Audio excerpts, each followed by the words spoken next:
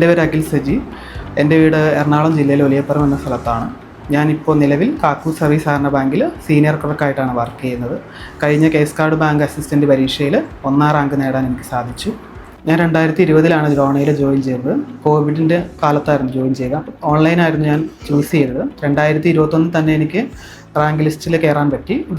ഇപ്പം നിലവിലുള്ള ജോലിയിൽ ജോയിൻ ചെയ്യാനായിട്ട് സാധിച്ചു.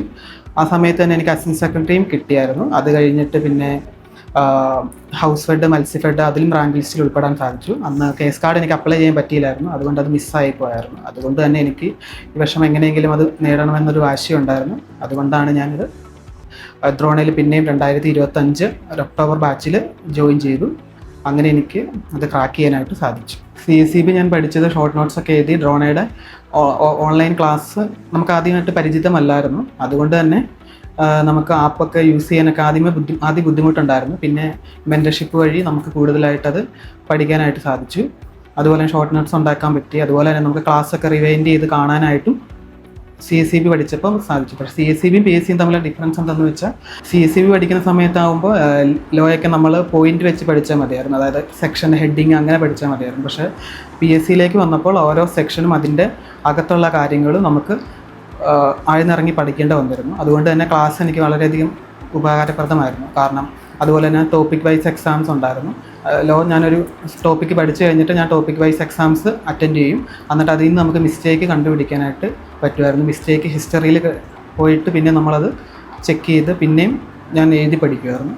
അങ്ങനെയാണ് എനിക്ക് ക്ലിയർ ചെയ്യാൻ പറ്റിയത്. ഞാൻ ഓൾറെഡി ബാങ്കിൽ ജോയിൻ ചെയ്ത് കഴിഞ്ഞിട്ടായിരുന്നു 2021 ഒരു നോട്ടിഫിക്കേഷൻ വന്നായിരുന്നു. House fed, Matsyafed case card ഉണ്ടായിരുന്നു. അന്ന് എനിക്ക് കേസ് കാർഡ് അപ്ലൈ ചെയ്യാൻ പറ്റിയൊന്നും ഉണ്ടായിരുന്നില്ല.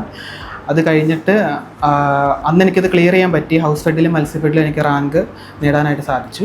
അത് കഴിഞ്ഞ് എൻ്റെ കൂടെ ഉണ്ടായിരുന്ന ഫ്രണ്ട്സ് എല്ലാം കേസ് കാർഡിൽ ജോയിൻ ചെയ്തു.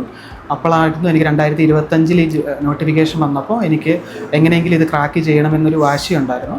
അതുകൊണ്ടാണ് ഞാനത് ദ്രോണയിൽ 2025 സെപ്റ്റംബറിലാണ് ഞാൻ ജോയിൻ ചെയ്തത്. ഈ ബാച്ച് തുടങ്ങുന്ന കണ്ട്. അപ്പോൾ അങ്ങനെ ഞാൻ അവിടെ ജോയിൻ ചെയ്യുകയും ക്ലാസ് കേൾക്കുകയും പഠിച്ചു തുടങ്ങുകയും ചെയ്തു. എല്ലാവരെ പോലെ തന്നെ ഓൺലൈൻ പഠിച്ചാൽ കിട്ടുമെന്ന് എനിക്കും വളരെ ഡൗട്ടുണ്ടായിരുന്നു. 2020 ഞാൻ ദ്രോണയിൽ ഓൺലൈൻ തന്നെ പഠിച്ചിട്ടാണ് എനിക്ക് CSEB ക്രാക്ക് ചെയ്യാൻ പറ്റിയത്. അതുപോലെ തന്നെ അപ്പെക്സ് ക്ലർക്കും എനിക്ക് ക്രാക്ക് ചെയ്യാനായിട്ട് ഓൺലൈൻ വഴി തന്നെയാണ്, ദ്രോണയുടെ ആപ്പ് വഴിയാണ് എനിക്ക് സാധിച്ചത്.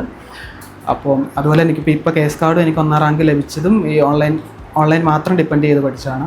ഇനി വരാനിരിക്കുന്ന CSEB ക്ലർക്ക്, ക്യാഷ്യർ എക്സാംസിനും അതുപോലെ തന്നെ ഇനി അടുത്ത നോട്ടിഫിക്കേഷൻ വന്ന അപ്പെക്സ് ക്ലർക്കിനും അതുപോലെ JCI അതുപോലെ തന്നെ കേരള ബാങ്ക് നോട്ടിഫിക്കേഷനും നമുക്ക് ദ്രോണയുടെ ആപ്പ് വഴി നിങ്ങൾക്ക് പഠിക്കുകയാണെങ്കിൽ എന്തായാലും ഉറപ്പായിട്ട് നല്ല റാങ്കിൽ തന്നെ എത്താനായിട്ട് സാധിക്കുമെന്ന് എനിക്ക് ഉറപ്പ് തരാനായിട്ട് സാധിക്കും. അതുപോലെ ഇനി എക്സാം എഴുതാൻ പോകുന്ന എല്ലാ വിദ്യാർത്ഥികൾക്കും എൻ്റെ ഓൾ ദി ബെസ്റ്റ്.